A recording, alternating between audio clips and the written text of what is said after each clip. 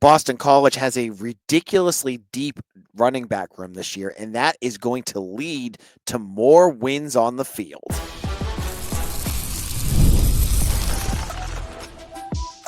You are Locked On Boston College, your daily podcast on the Boston College Eagles. Part of the Locked On Podcast Network, your team every day. Hello, everyone, and welcome. This is Locked On Boston College, your team every day. I'm your host, AJ Black of Eagle Insider. I'm the host of the show. I've been that host for the last 5 years, and I'm glad to be here with you today for your team every day. Today's episode is brought to you by Game Time. Download the Game Time app, create an account, and use code Locked On College for $20 off your first purchase. Spring practice is over. We're going to talk a bit about the upcoming season. I have 4 takeaways that I want to tell you about from spring practice. 4 things that I think are super important. And then there's been some transfer portal news that makes September look like it will be the most vital month for Boston College on the entire schedule. I'll explain what I mean and what they need to do in our final segment. Now, camp. Camp finished, BC finished their summer camp. Spring camp, sorry, not summer yet. It was just snowing here just like a couple days ago. On Saturday, 15 practices are in the books. The Eagles had their final scrimmage, and we now know what we are looking at for a team. And it's up to Bill O'Brien, if there's missing pieces, to go into the transfer portal. We'll wait and see because, of course, they also have to get their roster to 105, and they're at, I think, like 119. So it's going to be it might be a little bit dicey. But we're not here to talk about that today. We're going to look at the takeaways from camp. What was it about BC's camp that had me going, that's something that we need to watch for this upcoming season? I have 4 takeaways. So let's start on the offensive side of the ball. The running backs. Now, I've loved BC's running game for years. We're going all the way back to Willie Green. BC's had Willie Green, Mike Cloud, Andre Williams, A.J. Dillon, even Kai Robichaux. They've always had a good running game. It's really been the bread and butter of this program.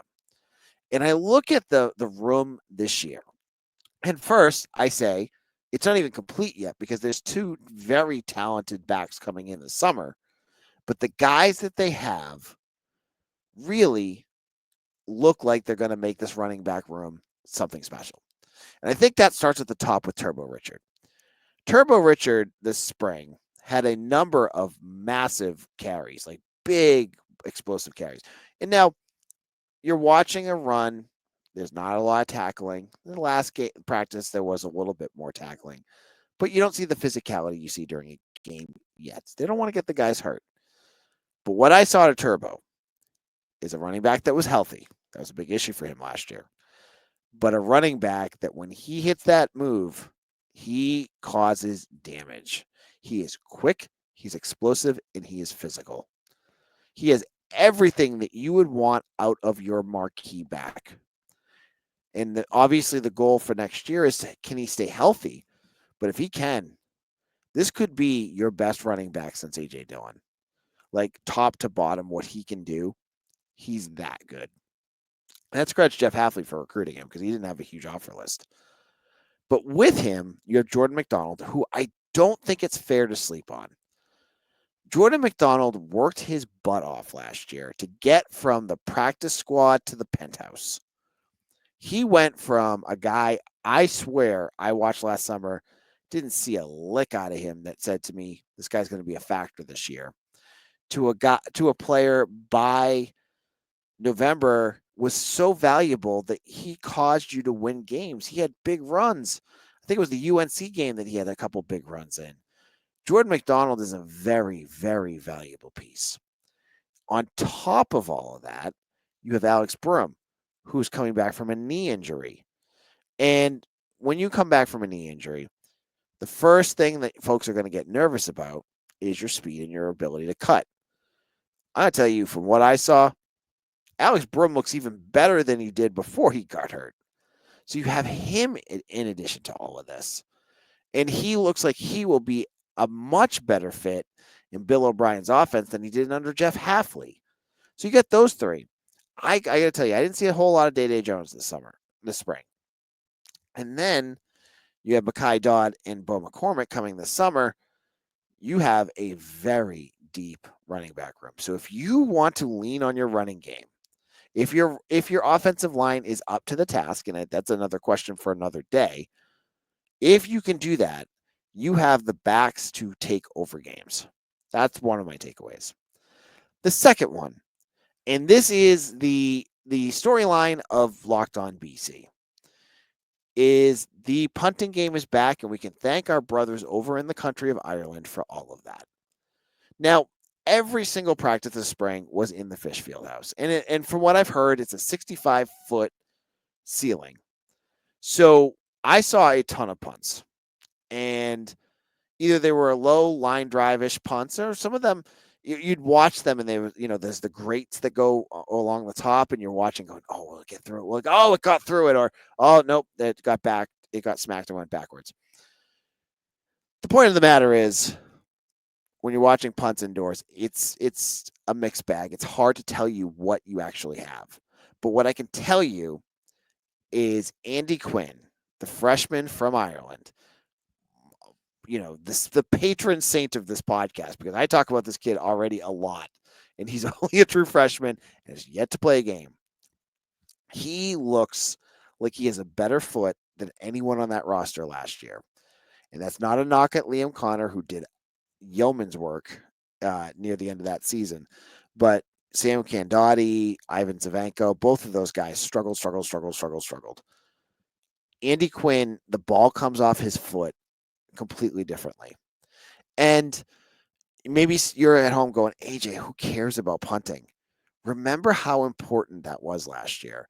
How many times you took a lead and then you had your punter go out and punt it 20 yards. If you can prevent that, if you can turn it into an asset, because remember, a good punt, can be flipping the field. It can pin them back. It can let your defense get in an advantageous position. If you can do that, it's a whole different ball game for you. You didn't have that at all last year. Now you have a chance to do that. And I think Andy Quinn, and I want to also say, it's not, if I was to guess, I don't think it'll just be Andy Quinn. I bet Seamus Florio, the transfer from Yale, he'll have his chance too. Because he, to me, watching him, looks like a punter that can angle his punts. Like he can do some, when it's closer, on your side of the field and you just need to punt. I bet he'll be more that guy, while Andy Quinn will be the boomer. But punting last year, dead last in the country.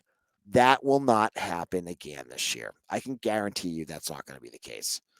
How far they go, I mean, I want to see what Andy Quinn, we can watch a practice and say all these great things about them, but when they get to a game, it can be a different story. Because last year I thought the punting were fine, and they get to the games and it was a mess. Andy Quinn, I'm going to say the ball, as I said, the ball comes off his foot better, but will that translate to a game? I hope so. I can't imagine it can be any worse. And if it's any worse, then that is on the coaching staff. You nuked your room. You brought in 2 new guys. If you can't fix it with that, then that's more on you than it is on the players. So we'll have to wait and see what happens there. But I have faith it will be changed. In our second segment, we have one more offensive takeaway to get to. And then I have something on the defense. I'll get into all of that in just a moment.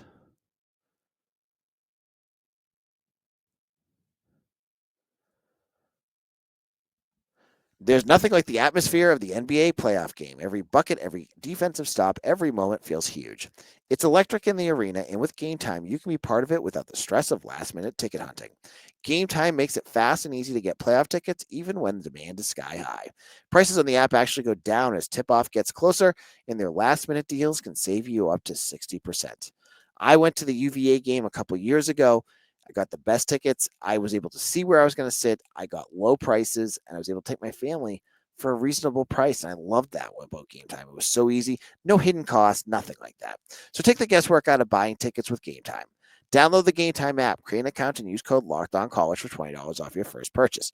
Terms apply. Again, create an account and redeem code LOCKEDONCOLLEGE for $20 off. Download Game Time today. Last minute tickets, lowest prices guaranteed.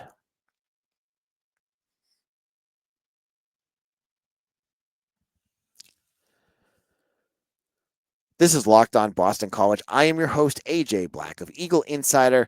I want to shout out all my everydayers out there, all of you who listen to this to get your BC news from this podcaster, this writer here, who does a daily Boston College podcast. I want to thank each and every one of you who have made us part of your daily routine. You are the GOATs. You are the MVPs of Locked On BC. So thank you. And when you're done this episode, check out Locked On College Football with Spencer McLaughlin. He's talking everything college football with the Nico. News out of Tennessee. You want to hear what Spencer McLaughlin has to say. That's on YouTube or wherever you get your podcast. Now, two more takeaways from practice. I think the biggest one is that unless someone says something, I think we're going to be going into the summer not knowing who the quarterback is going to be, because I thought Dylan Lonergan and Grayson James both looked really good, and Shaker Reisig looked really good. So I look at this quarterback position. You have an incumbent in Grayson James, who in the month of November looked very good. He had, multiple games where he just basically led that offense to thrash UNC, to come back against Syracuse, to thrash Pitt. Those look good. And, I think going into the season, the expectation, and I know if you went back in my tapes and found it, I said it, that Grayson James would be the starter.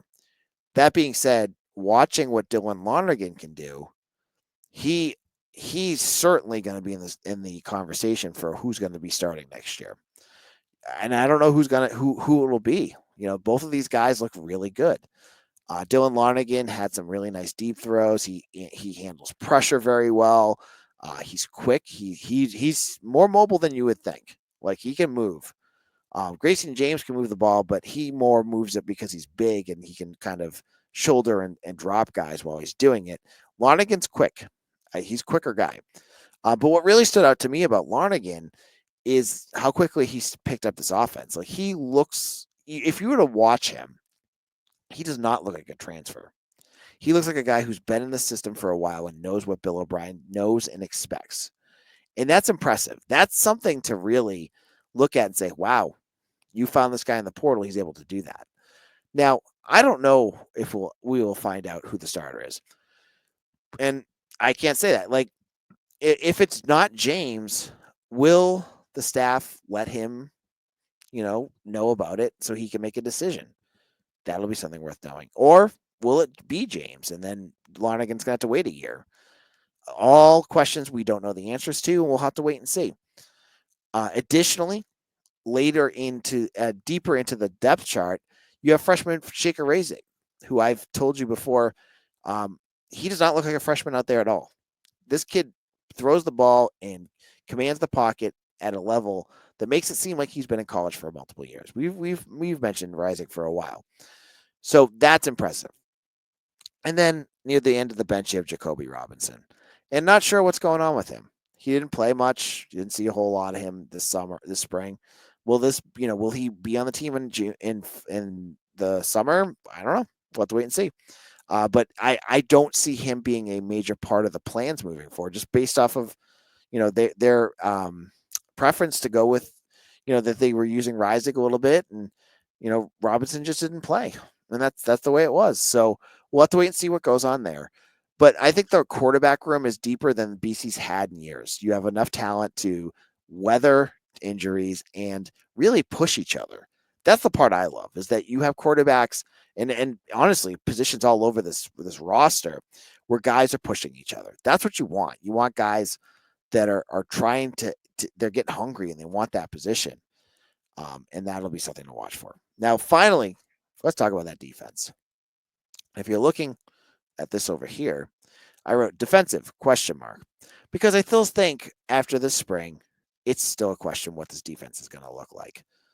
The linebacker story is fun, but do you really want preferred walk-ons and a converted running back as your starters going into the fall? No. And you won't be, because you have Kamori Dixon and Bam Crouch and Owen McGowan coming back. We just didn't get to see them. I thought the secondary looked great. That was definitely the high point of this defense. You had guys like Max Tucker and Ashton McShane and Carter Davis and KP Price, and even guys like Charlie Camella, who all were making plays on a regular basis this spring. So that secondary is a real asset. Kind of balances out the linebackers who look like a deficit at this point. Finally, the defensive line, they had their moments, but they got to show me more. That's kind of my takeaway from the defensive line. Yes, I got to see Quintavious Hutchins make some plays, and even like defensive linemen like Quan Williams or even Jason Flint, who I saw in coverage. But is there enough talent there to slow down offenses without Donovan Azaraku? That I don't know, but it's definitely a question mark.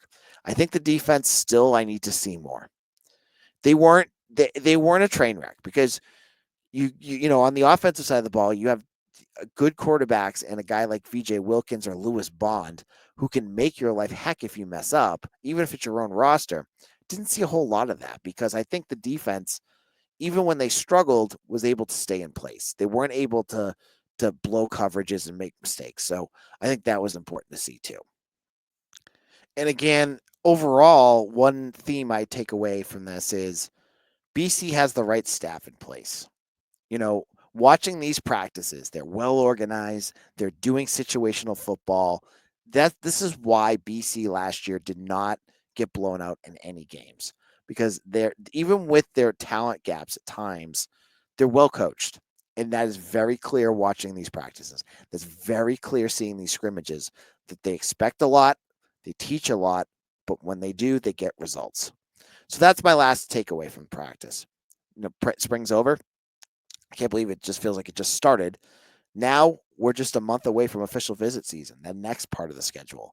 And then we're like 1 month away from the start of summer camp. It flies. Time flies in the schedule. It seems like, I remember when I was in your shoes watching this and it was like, oh, the season's over, 8 more months. But once you dive into it, like those 8 months are just packed with stuff because we don't know with the 105 roster spots how they're going to address that. We don't know how they're going to go into the portal. That all this stuff is going to be revealed to ourselves in the next month and a half before official visit season starts because the portal opens on Wednesday.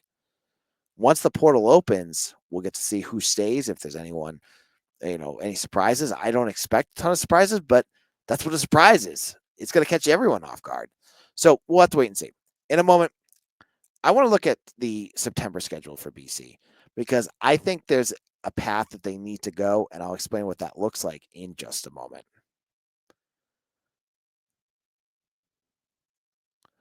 Ever check your bank account and wonder where did all my money go? Between dining out, online shopping, and entertainment, it's easy to lose track. That's where Monarch Money comes in. Your personal CFO, giving you full visibility and control over your finances. Monarch Money isn't just a budgeting app. It's a complete financial command center. You can track all your accounts, investments, and spending in one place, so you just stop managing your money and start building wealth. When I start using Monarch, I realized just how much I was spending on food delivery. Now I budget smarter and save more. With all-in-one convenience, instead of juggling multiple apps, you can use Monarch to check your finances, track spending, and even plan long-term goals. So take control of your finances with Monarch Money. Use code LOCKEDONCollege or monarchmoney.com for 50% off your first year. That's monarchmoney.com, code LOCKEDONCollege for half off your first year.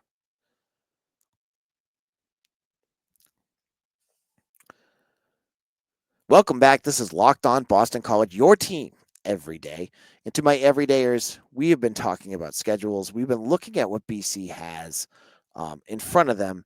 And folks are either bearish or bullish in terms of what they expect for BC football next year. Looking at, potentially 3 playoff caliber teams. And then on top of that, Georgia Tech, it looks like a tough schedule. But there's been some recent news items that make me think that at least the beginning of the schedule should put BC in a better space moving forward. And that's the latest news, both with Stanford and Cal. Starting with Stanford, Stanford had to fire their head coach, Troy Taylor, after some allegations. I think it was a staff member, didn't look good. But now he's gone. Frank Reich has taken over, the former Indianapolis Colts head coach. And unfortunately for the Cardinals, they have lost a ton of talent. They lost their best player on their team, their linebacker.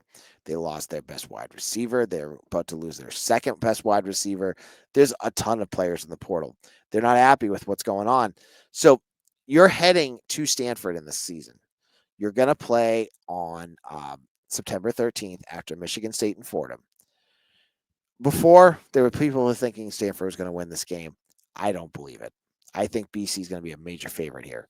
So them losing some of their best players should really put BC in a better position.